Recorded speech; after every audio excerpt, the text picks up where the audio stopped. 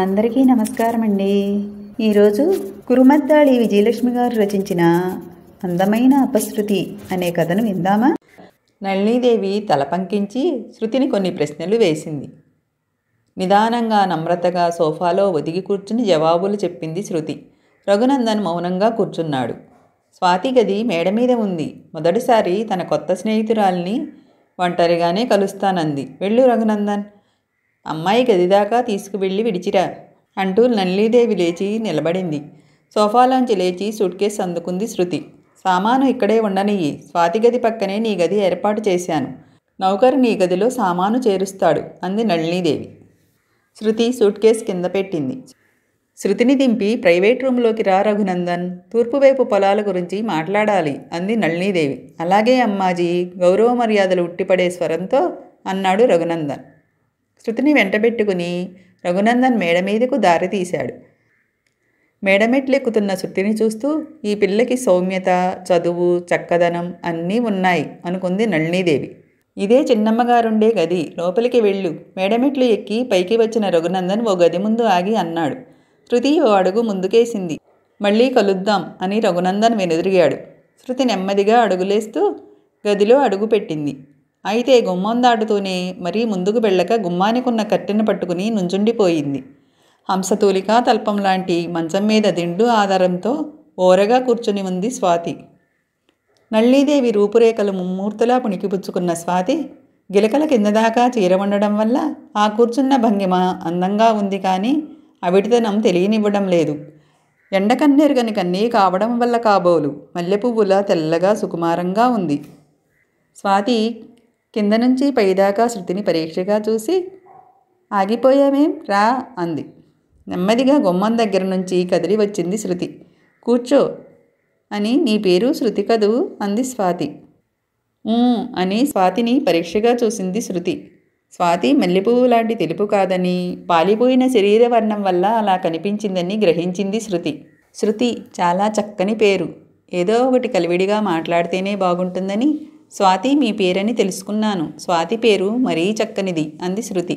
అలాగా అంటూ నవ్వి, పాపం నీకెవరూ లేరుట, ఒక చిన్నమ్మ తప్ప అంది స్వాతి. శృతి ముఖం లిప్తపాటున బాధాబీచిక చోటు చేసుకుంది. ముఖం నల్లబడింది. ఈ భగవంతుడి సృష్టి ఎంత విచిత్రమో చూశావా శృతి? నాకు అందరూ ఉన్నారు, ఏం లాభం, కాళ్ళుండి నడవలేని అవిటిదాన్ని. అంత క్రితం స్వాతి నీకెవరూ లేరుట అన్నప్పుడు భరించలేని బాధ కలిగింది శృతికి. నాకు అన్నయ్య, అమ్మ ఉన్నారని ఎలుగెత్తి అరిచి చెప్పాలనిపించింది. ఈ దిక్కుమాలిన ఉద్యోగం కోసం తనకున్న తల్లిని చిన్నమ్మగా చేసుకుంది. ఆ వివేకమే ఆ క్షణాన శృతి నోరు మెదపకుండా చేసింది. ఇప్పుడు స్వాతి మామూలుగా తన అవిడితనం చెబుతుంటే మనసంతా జాలితో నిండిపోయింది. శృతి మాట్లాడకపోవడంతో స్వాతి పెదవి కదిపింది. నా వైద్యానికి ఎంత ఖర్చయిందో తెలుసా శృతి? ఊహించి కూడా నువ్వు చెప్పలేవు. అణా పైసలతో లెక్క వేస్తే ఈజీగా 10 బంగళాలు కట్టించవచ్చు. 10 బంగళాలు మేము కట్టించకపోతేనేమిలే, నాకు నడక తిప్పిస్తామని మా వద్ద డబ్బు గుంజిన వైద్యులు ఈసరికే తలో మేడ మా డబ్బుతో కట్టేసే ఉంటారు అని పకపకా నవ్వింది స్వాతి. ఓహ్, ఎంత మనస్ఫూర్తిగా నవ్వగలుగుతున్నది ఈ పిల్ల అనుకుంది శృతి. నాన్నగారు నా కోసం వీల్చైర్ తెప్పించారు, కానీ ఏం లాభం, మహా అయితే ఓ గంట చైర్లో కూర్చోగలను. ఆ పైన వెన్నుపూసలో నొప్పి బయలుదేరుతుంది. ఆ నొప్పికి గిలగిలలాడిపోతాను, నడవలేను, కూర్చోలేను కదా.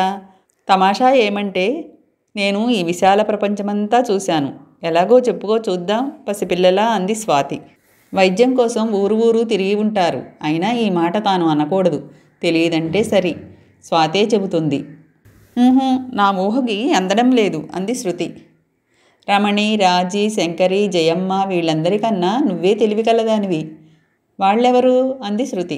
ఇదివరకు నీలాగే నా ఫ్రెండ్స్గా ఉంటానని వచ్చిన వాళ్ళు. వాళ్లలో శంకరి మంచిది, ఉత్త అమాయకురాలు. తతిమ్మ వాళ్ళు వాళ్ళకి గతిలేక వచ్చారు, నాకు గతిలేక ఫ్రెండ్షిప్ చేశాను. ఈ విశాల ప్రపంచం చూశాను, ఎలాగో చెప్పుకోండి అంటే వాళ్ళేమన్నారో తెలుసా? నా వైద్యానికి ఊరూరా తిరిగి ఉంటారు అని. ఈ ప్రశ్న అడగగానే టకీమని నా విడితనం గుర్తుకొచ్చింది. పాపం, నిజం అది కాదు, అలా చూడు శృతి అంటూ స్వాతి వేలుపెట్టి చూపించింది. శృతి వెనుదిరిగి చూసి ఆశ్చర్యపోయింది. శృతి వెనకవైపు గోడకి అద్దాల బీరువాలున్నాయి. అన్ని బీరువాలు పుస్తకాలతో కిక్కిరిసి ఉన్నాయి. మంచి పుస్తకాన్ని మించిన గొప్ప మిత్రుడు లేడన్నాడు ఓ మహాకవి. ఈ పుస్తకాలే కాదు శృతి, పక్కనే మరో గది ఉంది. వేల గ్రంథాలు దాంట్లో ఉన్నాయి. కథలు, నవలలు, కవితలు, చరిత్రలు, రామాయణ భారతాలు, ప్రపంచపు వింతలు ఎన్నో. ఒక్క లైబ్రరీలో కూడా దొరకనన్ని ఉన్నాయి. విడుదలై ఉన్న ఏ వార మాసపత్రికన్నా చెప్పు, నా లైబ్రరీలో రెడీగా ఉంటాయి. రాజకీయ పత్రికలు, డైలీ పేపరు, ఇవి చాలవా ఈ విశాల ప్రపంచాన్ని చూడడానికి? చాలు, ఇవన్నీ చదివారు కాబట్టి మీ జ్ఞానం అపారం అంది శృతి. నీ ప్రవర్తన నాకు నచ్చలేదు చటుక్కున అనేసింది స్వాతి. ఇంతలో ఏం జరిగిందో తెలియక తెల్లబోయింది శృతి.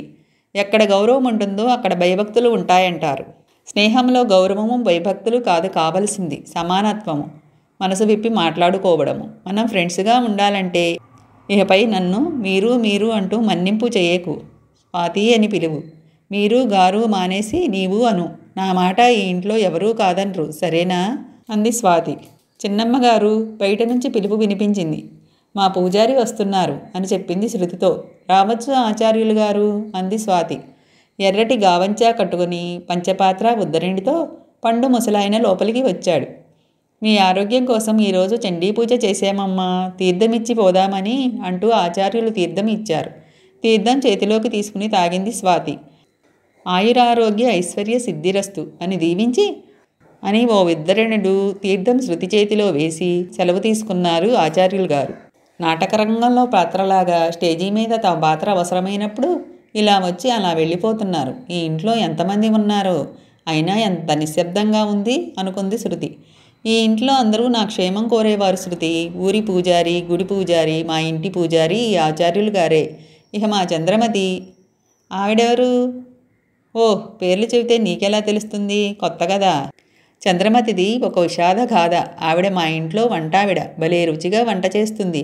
ఓహ్, నాకు మనిషి కనపడితే ఒళ్ళూపై తెలియదు. నీవు కాఫీ తాగావా? రాగానే తాగాను. అయినా ఇప్పుడే కదా వచ్చావు. ఇక రోజు బోలెడు కబుర్లు చెప్పుకోవచ్చు. స్నానం చేసి కాసేపు విశ్రాంతి తీసుకుంటావేమో అంది స్వాతి. కొద్దిసేపు ఆగి స్నానం చేస్తాను, విశ్రాంతి అక్కర్లేదు చిరునవ్వుతో అంది శృతి. నాకో వీక్నెస్ ఉంది శృతి. మాటలకి మొహం వాచినట్లు ఎవరైనా నా దగ్గర కూర్చుంటే చాలు, వాళ్ల బదులు కూడా నేనే వాగేస్తాను. ఇక ముందు ఆ శ్రమ నీకు లేకుండా నేనే వాగుతాను స్వాతి అంది శృతి. ప్రామిస్? ఎంతో సంతోషంగా అడిగింది స్వాతి. గాడ్ ప్రామిస్ అంది మనస్ఫూర్తిగా శృతి. కాలప్రవాహంలో గిర్రున్న 2 నెలలు తిరిగిపోయాయి. శృతికి ఇక్కడ బాగానే ఉంది. నా గతాన్ని అడగవద్దు, గతం తాలూకు ఊహలే నాకెంతో వ్యధను కలుగజేస్తున్నాయి అంటూ స్వాతి నోరు మూయించింది. లేకపోతే మీ అమ్మని ఎన్నో ఏటపోయింది, మీ చిన్నమ్మకి పిల్లలా అని స్వాతి యక్ష ప్రశ్నలు వేసే అవకాశం బోలెడు ఉంది. ఎప్పుడైనా స్వాతిని చూడాలనిపిస్తే రాజా నృసింహభూపతి గారు తన్నంటిపెట్టి ఉండే నౌకరు చంద్రగౌడ్చే కబురంపుతారు.